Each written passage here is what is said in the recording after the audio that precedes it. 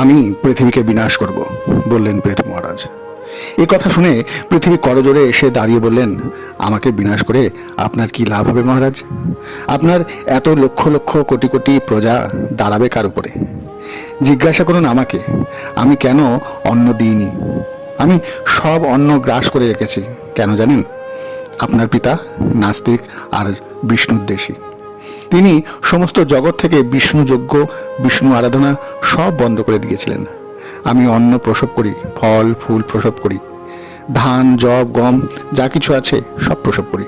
কিন্তু আমার আমার তো একটা সুখ আছে। সন্তান যদি হরি ভজে মায়ের যেমন সুখ হয়, তেমনি আমার প্রসূত অন্ন গোবিন্দকে দিয়ে যদি ভোজন করে তবে তবে আমার তেমনি সুখ হয়। কিন্তু কিন্তু দুর্ভাগ্য, সে সুখ তো আমি পাইনি, সে সুখ আমি পাই না।